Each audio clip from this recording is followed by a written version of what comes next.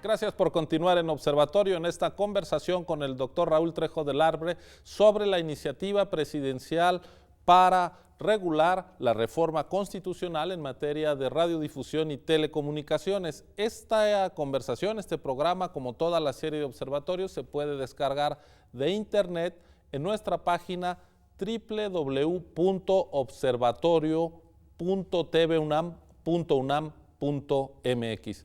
Raúl, hacías un balance de cómo hay unos pasos atrás, llamémosle así, en la iniciativa del presidente respecto a la autonomía del IFETEL, a sus atribuciones, y yo quisiera, junto con el tema que tú ya ponías sobre la mesa, que son los contenidos, que no es censura, como bien dices, pero sí regular cuándo se pueden pasar cierto tipo de anuncios, cuál es la clasificación de las películas, en fin, que el Ejecutivo quiere quede en manos de Gobernación.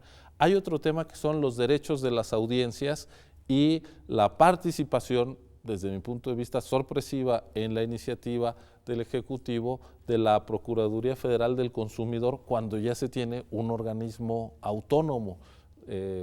¿Cómo está este tema?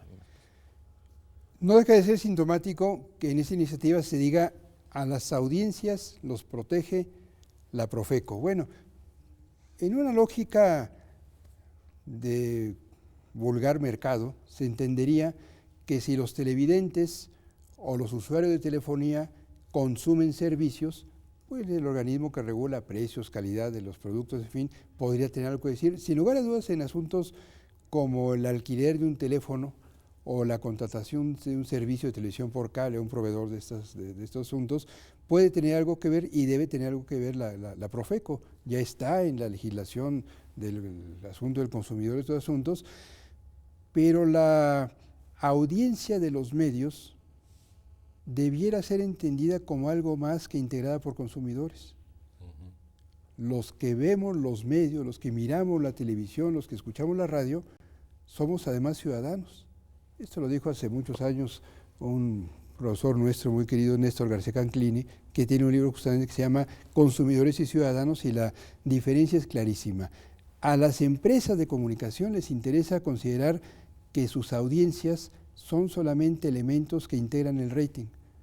Por eso se les considera consumidores, pero al Estado y a los medios públicos me parece que debería interesarles considerar que quienes los miran y escuchan son ciudadanos, y aquí hay una diferencia que creo que es básica, y por eso es deplorable que se asigne solo a la Profeco, que está bien que intervenga en algunas cosas, pero no en todas, la defensa de los radioescuchas y de los televidentes. Hay muchas disposiciones que podrían haber quedado incorporadas en estos capítulos de la iniciativa de ley. No hay gran cosa en términos de defensa de las audiencias. No hay en absoluto, por ejemplo, defensa del derecho de réplica, que queda relegado a una ley reglamentaria de otra reforma reciente constitucional, al artículo 6º, que no ha acabado de ser aprobada por el Congreso. Y no se toma en cuenta este asunto del que conversábamos hace unos minutos, que es el derecho a tener contenidos de calidad. Creo que aquí alguna vez lo conversamos hace un año. Uno de los asuntos más promisorios que abrió la reforma constitucional fue la posibilidad para que tengamos derecho a contenidos completos y no cercenados por los intereses de carácter comercial.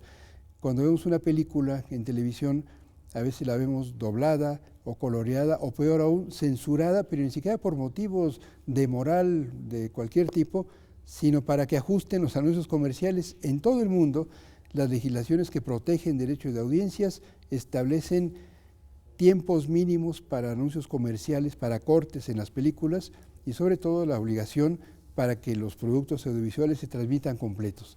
De esto no hay una palabra en la propuesta presidencial. Porque la impresión que queda es que con la reforma constitucional se estaba dando oxígeno, digamos, al ejercicio del derecho a acceder a la información para los ciudadanos.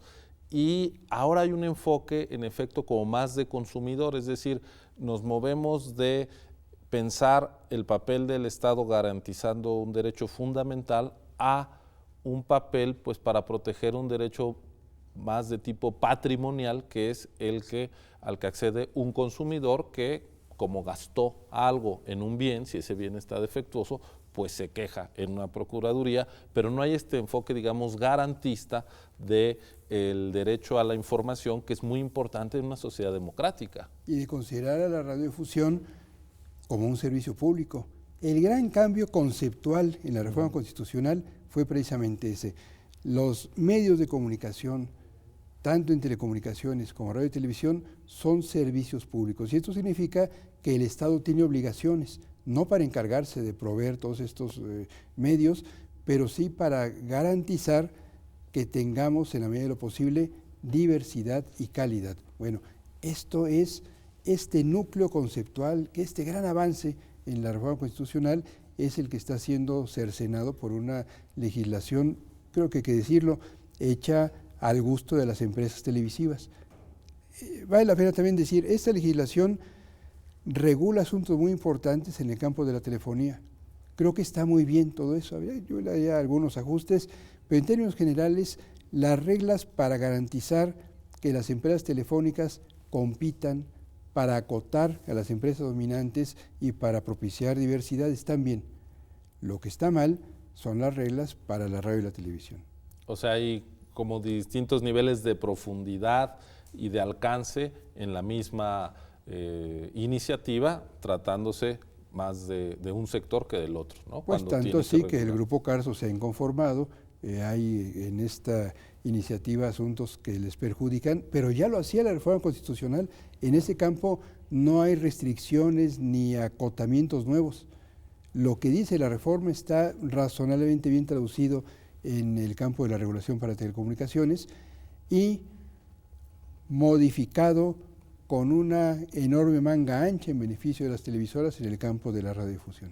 ¿En qué podríamos encontrar esta diferencia, digamos, esta doble vara, para decirlo así, que tendría el IFETEL si se aprueba tal cual la iniciativa presidencial? Menciono un solo ejemplo, quizá el más notorio,